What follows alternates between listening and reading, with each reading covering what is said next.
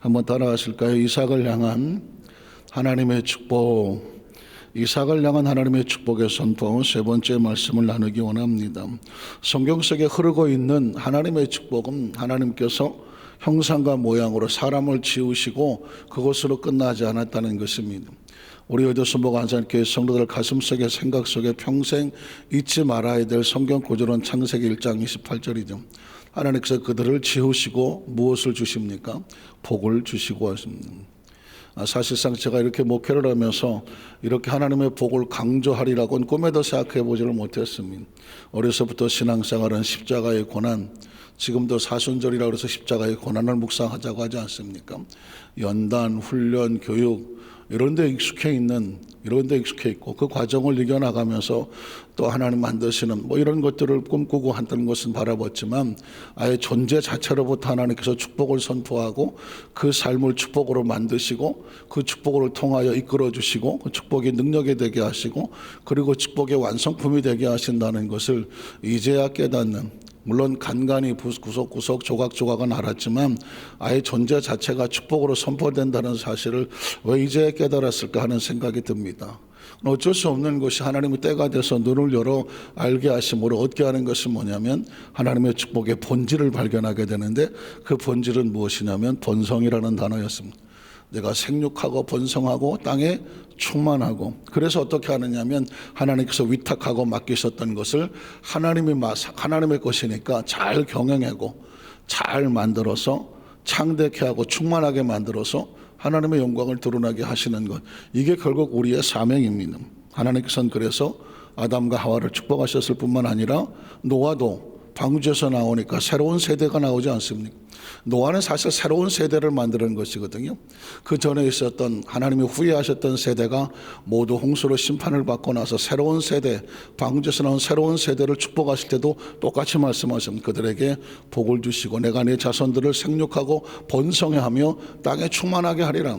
이게 하나님께서 하시고자 하는 마음과 생각입니다. 축복이라고 하는 단어는 어떤 다른 추상적인 것이 아니라 하나님께서 우리를 향하여 갖고 계신 하나님의 꿈이고 하나님의 축복이고 하나님의 선물이고 하나님의 계획이고 비전이라는 것이죠. 그러니까 노아가 달라지고 나서 아브라함을 불렀을 때도 하나님께서, 여러분 기억하시겠지만 2월 달에 하나님께서 우리 어디스마산교회 성도들에게 생명 감사, 생명 축복을 원하는 성도들에게 선포했던 것이 뭘까요? 아브라함을 향한 하나님의 축복 선포였습니다. 그리고 축복의 내용이 그대로 이 3월 달에 이삭을 향한 축복의 선포할 때 놀라운 것은 뭐냐면 하나님께서 또다시 세대는 바뀌고 사람은 바뀌었지만 축복의 그 내용은 그대로 부어주시는 것을 볼 수가 있습니다. 그래서 여러분, 이삭이 받았던 하나님의 축복은 뭘까요? 아브라함의 소유를 그대로, 아브라함의 소유가 그대로 내려갔다라고 말씀하죠. 그리고 그 축복은 뭘까요? 하나님께서 아브라함과 약속하셨던 것, 그 약속하셨던 것을 아브라함이 잘 지켜냈기 때문에 그 아들 이삭에게 그대로 흘러내려가게 만들었던 것입니다. 이삭의 축복은 뭘까요? 그가 농사했을 때 100배를 얻었고 그리고 그가 창대하고 왕성하여 마침내 거부가 되었다라는 표현을 쓰고 있습니다. 성경이 이런 내용을 쓸 때 왜 그런 내용을 쓰겠습니까? 그것을 통하여 이루시기 원하시는 하나님의 비전이 있고 오히려 주위의 시기를 받을 정도였었고, 그래서 가로막힘이 있었지만 가로막아도 움직이면 우물을 파면 또다시 물이 나오고 어느 시대 속에서 연단과 훈련이 없고 장애물 또 뒤에서 가로막는 없는 시대는 없거든요. 그러나 그때마다 하나님께서 또 열어주셔서 이걸 뭐라고 말할까요? 형통이라고 말하는 것입니다.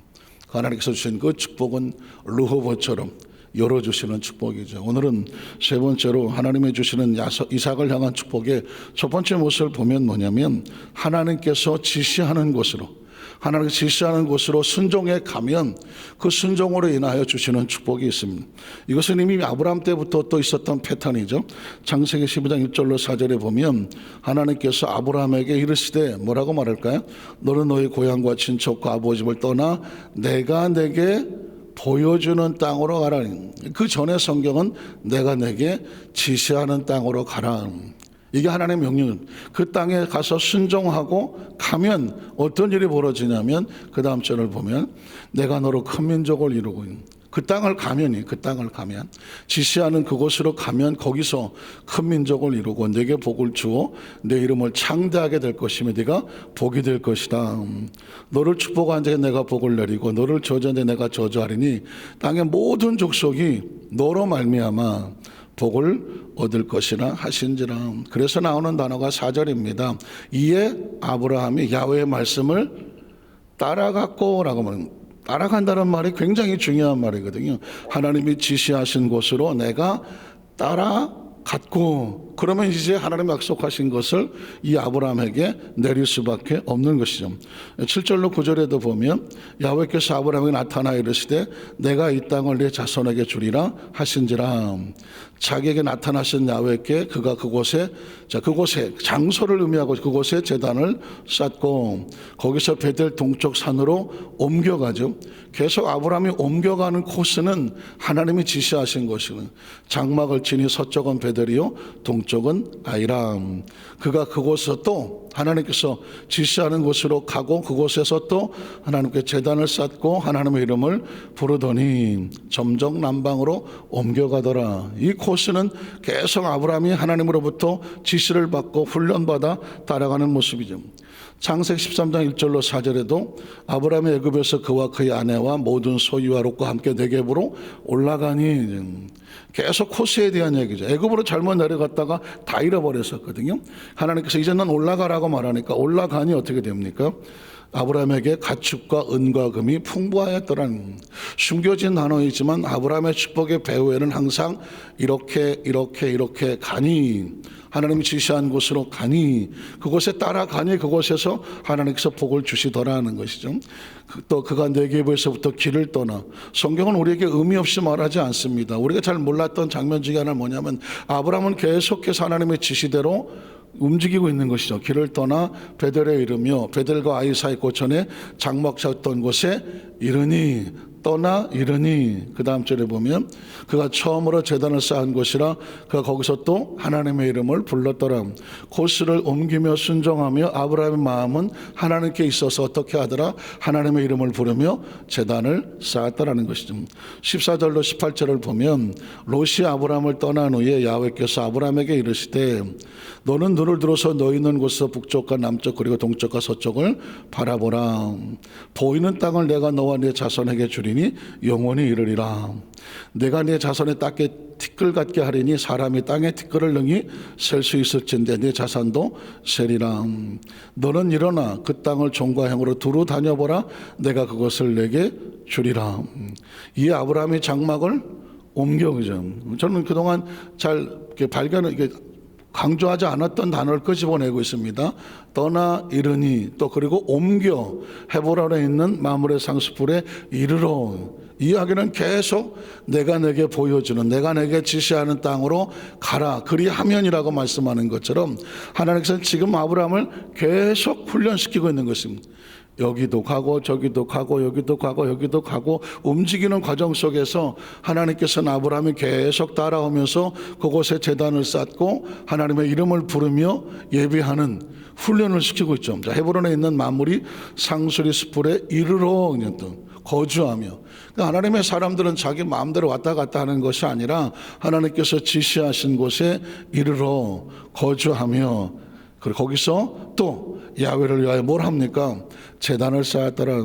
아브라함은 그냥 왔다 갔다 하고 싶은 대로 돌아다니는 방랑자가 아니라 하나님이 지시하는 곳을 찾아 그곳에 있으며 거기서 무엇을 합니까? 끊임없이 제단을 쌓고 하나님의 이름을 부르며 하나님의 예배자로서의 모습을 보여주고 있는 것이죠.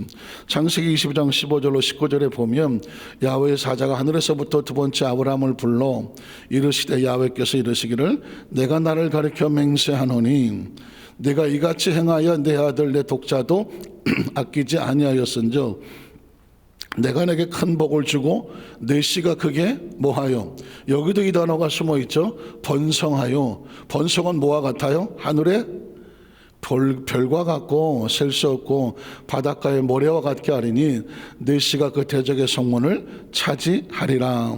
또 내 씨로 말미암아 천하 만민이 복을 받으리니 이는 내가 나의 말을 뭐 했습니까? 준행했다는 것이죠. 늘 코스 이동을 여기 있어 할 때마다 옮겼던 그 아브라함이 나중에 너 모리아 산으로 올라가서 내 아들을 나에게 제물로 바쳐라. 이 이야기까지 어떻게 했다는 것입니까? 아브라함이 순종했습니다. 자식을 내어줄 정도로 아브라함은 하나님에 대한 신뢰를 가지고 믿고 맡기는 것이죠. 사실은 낯설고 물서러운 곳으로 하나님께서 자꾸 옮겨 하나님을 섬기게 했던 것은 뭐냐면 하나님에 대한 신뢰입니다. 신앙이란 뭘까요? 하나님에 대한 신뢰입니다. 내 생각과 다르고 내 방법과 다르고 그럼에도 불구하고 끝까지 신뢰하고 나가는. 아브라함은 하나님 어디까지 신뢰하냐면 자식을 내어 맡길 정도까지 신뢰하는 것이죠. 인생의 삶을 살아가면서 혹시 내가 고통을 당하는 건 모르겠지만 자식이 위기를 빠지게 하는 거는 아무나 못하는 거고 절대로 할 수가 없는 인간의 마지막 상황, 아니 마지막에도 그렇게는 못하는 상황이죠. 그런데 하나님께서 아브라함에게 알고 싶었던 것은 뭐냐면 네가 내 독자 이삭을 아끼지 않았으니 이제야 내가 나를 뭐 하는 줄 알았다? 경외하는 줄 알았다. 경외가 뭘까요? 끝없는 신뢰죠. 그래서 어떻게 합니까? 내가 나의 말을 준행하였음이니라 하셨다 하니라. 그래서 이 아브라함이 그의 종들에게로 돌아가서 함께 또 떠나 어디로 갑니까? 브엘세바에 이르러 거기 뭐 하였더라? 거주하였더라. 자, 브엘세바라는 단어가 아주 중요한데요. 이 이삭에게도 똑같은 패턴이 오면서 창세기 26장 22절 23절에 보면 이삭이 거기서 옮겨 다른 우물을 봤더니 그들이 다투지 아니하였으므로 그 이름을 르호봇이라 하여 이르되 이는 야훼께서 우리를 위하여 넓게 하셨으니 이 땅에서 우리가 번성하리로다 하였더라. 이삭이 거기서부터 어디로 갑니까? 브엘세바로 올라갔다는 아버지 아브라함이 하나님께서 명하신 곳에서 브엘세바로 가서 거기 거주했다는 것처럼 이삭도 역시 하나님의 훈련을 받아서 어디로 올라갑니까? 브엘세바로 올라갔다는 얘기는 뭐냐면 하나님의 지시대로 순종하여 명한 곳에 이르렀다라는 단어입니다. 그러면 어떻게 될까요? 거기서 받은 축복이죠. 두 번째로 하나님께서 축복하시는 내용은 24절입니다. 이 브엘세바에서 어떤 축복을 받습니까? 그 밤에 야훼께서 그에게 나타나 이르시되, 어디서 본 장면 같지 않습니까? 그 밤에 야훼께서 그에게 나타나 이르시되, 두 가지 장면이 오버랩이 되거든요. 한 가지 장면은 뭐냐면 솔로몬이 왕이 되고 나서 너무 감사해서 하나님 앞에 잊어버리지 아니하고 일천 번제를 드리고 났을 때 성경이 이렇게 표현하죠. 그 밤에 하나님께서 솔로몬의 꿈에 나타나 이르시되거든요. 또 누구에게 말합니까? 아브라함에게요. 아브라함에게도 창세기 15장에 보면 하나님께서 그 밤에 이상 가운데 아브라함에게 나타나셔서 하셨던 말씀은 뭐라고 말합니까? 나는 내 아버지 아브라함의 하나님이니 뭐하지 말라, 두려워하지 말라. 내 종 아브라함을 위하여. 참 재밌는 단어가 나와요. 아브라함을 위하여 내가 너와 함께 있겠다는 얘기는 아브라함을 위하여. 왜냐하면 하나님은 아브라함과 각별했어요. 정말 각별하셨던 것 같아요. 하나님께서 만들어 세우신 믿음의 첫 조상이니까 얼마나 각별했을 거예요. 근데 아브라함이 하나님 앞에 최선을 다하여 인정을 받고 나니까 그 이삭을 축복하는데 뭐라고 말하냐면 누구 때문에 축복한다고요? 아브라함을 위하여. 이게 참 신날 것 같아요. 누군가 하나님께서 우리에게 내가 너로 인하여 내 자식을 내가 축복해 줄게. 너로 인하여 내 자식을 축복해 줄게. 이게 있을 수 있을까요? 정말 그럴 자격이 있을까요? 그러나 그런 소망이 생기죠. 하나님 아브라함을 위하여 이삭을 축복하였듯이 우리가 하나님 앞에서 정말 부족하지만 더 잘 살아서 잘 인정을 받아서 내가 너를 보니 너로 인하여 내 자식을 복을 주겠다. 그 복이 흘러내려갔으면 좋겠다고 하는 소원이 생깁니다. 자, 내가 너와 함께 있어서 내게 무엇을 줍니까? 복을 주어 하지 않습니까? 여러분, 성경 속에 가장 중요한 맥락의 하나는 내게 복을 주어는 창세기 28장 아담과 하와, 아브라함, 이삭, 아니 쫙 계속 계시록까지 내려가는 도중에도 나올 겁니다. 내가 내게 복을 주어 내 자손이 번성, 여기 또 번성이 나오지 않습니까? 번성하게 하리라 하신지라. 자, 이 말씀의 의미를 창세기 15장 1절 내가 메모해놨는데 나오죠. 아까 말씀드렸습니다. 아브라함에게도 이런 상황이 있었죠. 이 중에 야훼의 말씀이 환상 중에 그 밤에 아브라함에게 임하여 이르시되라는 말과 같아요. 그때 말씀이 뭐라고 말했을까요? 똑같거든요. 아브라함아, 두려워하지 말라. 나는 네 방패요, 너의 지극히 상급이야. 그랬던 것처럼 이삭에게도 그 밤에 나타나서 두려워하지 마라. 나는 네 아버지 아브라함을 위하여 너에게 복을 주려고 하는 거야 라고 말씀하거든요. 마지막 세 번째로, 그러면 하나님께 복을 받은 사람은 어떤 반응을 하게 될까요?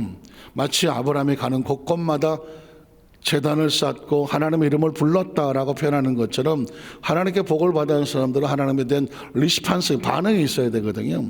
어떤 반응일까요? 창세기 12장 7절로 8절에 보니까 야훼께서 아브라함에 나타나 이르시되 내가 이 땅을 네 자손에게 주리라 하신지라. 자기에게 나타나신 야훼께 그가 그곳에서 무엇을 하고 제단을 쌓고, 제단이란 뭐냐면 예배와 같죠. 하나님과의 관계 속에서 하나님 앞에 우리가 할 수 있는 최선의 헌신이 제단인 것이죠. 그래서 예전에는 좀 우리가 어렸을 때 보면 예전에 우리 좀 한 세대 위에 그 한국 크리스찬들이라고 말해야 될까요? 제단이라는 말이 참 많이 썼어요. 가정 제단을 쌓는다, 뭐 어떤 제단을 쌓는다. 제가 어렸을 때 굉장히 익숙하게 많이 들었던 거예요. 가만히 생각해 보니까 그땐 그 말이 무슨 말인지 뭐 그냥 예배 드리는가 보다. 그랬던 것 같은데, 이 예배와 다른 것은 뭐냐면, 이 제단이라고 하는 것은 뭐냐면 감사의 작정 예배와 같은 거예요. 작정 예배. 어떤 것으로 인하여 내가 하나님 앞에 그냥 뭐 주일 성수한다, 뭐 예배 드린다가 아니라, 정규 예배가 아니라 내가 받은 은혜를 내가 어떻게 하나님 앞에 감사할 수 있을까? 작정 예배와 예물이 있는 것을 제단이라고 하는 것이죠. 그래서 그곳에 제단을 쌓고 어떻게 합니까? 거기서 베델 동쪽 산으로 옮겨 장막을 치니 서쪽은 베델이요 동쪽은 아이라. 자, 또 그곳에서 야훼께 뭐 합니까? 제단을 쌓고 움직일 때마다. 제단이라고 하는 것은 재물이 항상 들어가는 것이거든요. 그래서 하나님의 사람들은 항상 자신이, 그래서 옛날에는 이사를 하면 이사의 예배를 드리고 또 뭐 사업장 예배를, 이런 건 다 제단과 같아요. 하나님이 주신 축복에 관하여 하나님께 온전한 것으로 감사 예배를 드리기를 원합니다. 저는 장로교 목사님들하고 교제를 하다 보니까 제가 잘 몰랐던 건, 저도 장로교 출신이긴 한데 왜 난 몰랐지? 월상 예배라는 표현을 써요. 월상. 그래서 제가 구약 성경에 보면 하나님께서 이스라엘 백성들에게 매월 첫날은 하나님 앞에 나와서 첫 예물을 가지고 하나님 앞에 제단을 쌓아라, 이런 말이 있어요. 근데 우리는 뭐 수십 년 순복음교회 신앙생활 하면서 월상 예배라는 말은 잘 안 쓰는 단어인데, 거기 뭐 감리교 목사님도 그렇고 또 성결교 목사님도 그렇고 장로교 목사님들도 그렇고 또 순복음 중에서도 개인적으로 또 그런 부분에 관심 있는 분들은 성도들에게 월상 예배를 드린다는 얘기 들어서, 월상 예배는 어떻게 하는 거야? 그랬더니 매월 첫날 저녁에 모여서 그 첫날에 그 예물을 가지고 그 한 달을 하나님 앞에 정말 감사하며 드리는 것이다. 그게 이제 그런 얘기를 하더라고요. 생각해 보니까 아주 어렸을 때 저도 참 그런 기억이 이제 다시 나더라고요. 결국은 뭐냐면, 이 이야기는 뭐냐면, 뭐 누가 시켜서 안 시켜서가 아니라 하나님의 받은 은혜에 감사할 줄 알, 마치 우리가 특별 생명 새벽 예배를 드리는 것처럼 그 월상 예배는 전 성도가 다 나오더라고요. 우리와 다른 것은 뭐냐면, 우리는 이렇게 새벽 예배를 드려도 그냥 뭐 일부만 나오시죠. 해야 되나 말아야 되나 속도 상하긴 하지만, 그런데 이 월상 예배는 전 성도가 나온다는 거예요. 굉장히 중요한 훈련이더만 이게. 하나님 앞에 첫날은 하나님의 날이니까, 당신의 날이 아니니까 그 한 달이 하나님 앞에 온전하기 위하여 월상 예배로 제단을 쌓고 하나님 앞에 온전한 감사 예물을 드리시오. 이게 월상 예배였더라고요.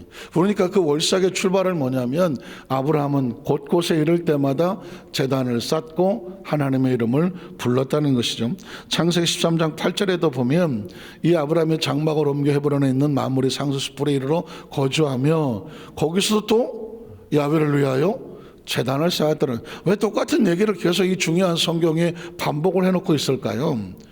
한 번 하고 말지 왜 계속 반복을 할까요? 아브라함은 움직일 때마다 계속 제단을 쌓고 하나님을 위해서 이름을 불렀다. 이 이야기는 뭐냐면 그의 삶의 방향은 항상 하나님 중심으로 함께 했다라고 하는 오늘 믿음의 후배들에게 메시지를 주고 있는 것과 같습니다. 자, 창세기 16장 25절에 보면 이삭도 마찬가지였습니다. 아버지 아브라함에게 배운 게 그거예요. 움직이는 곳곳마다 어떤 상황마다 하나님 주신 생명이 됐던 물질이 됐던 사업이 됐던 직장이 됐던 어떤 것이 됐던 감사할 줄 알고 제단을 쌓고 제물을 드릴 줄 아는 신앙을 어려서 이삭이 보고 배운 게 그거거든요. 그래서 이삭이 그곳에 뭐 합니까? 똑같죠. 사람의 이름만 바뀌었어요. 아브라함의 제단을 쌓고 하나님 이름을 불렀더라. 그런데 지금 아브라함 대신에 이름이 바뀌었어요. 누가 됐나요?